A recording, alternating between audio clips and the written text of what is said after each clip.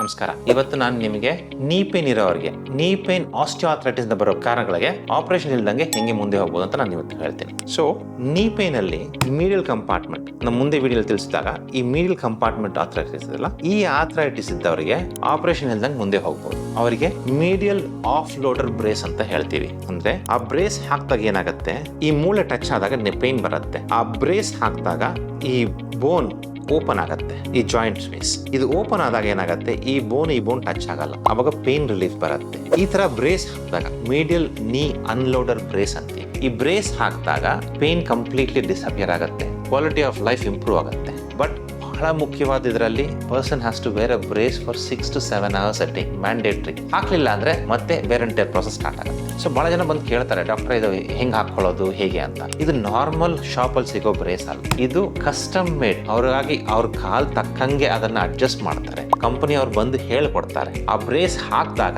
ಆ ನೀ ಎರಡು ಓಪನ್ ಆಗುತ್ತೆ, ಜಾಯಿಂಟ್ ಸ್ಪೇಸ್ ಹಿಂಗ್ ಕೂತ್ಕೊಳ್ಳೋದು, ಜಾಯಿಂಟ್ ಸ್ಪೇಸ್ ಓಪನ್ ಆಗುತ್ತೆ. ಓಪನ್ ಆದಾಗ ಪೇನ್ ರಿಲೀಫ್. ಇದು ಆದಷ್ಟು ಜನಗೆ ಇದನ್ನು ಶೇರ್ ಮಾಡಿದಷ್ಟು ಅವ್ರಿಗೆ ಬೆನಿಫಿಟ್ ಆಗುತ್ತೆ.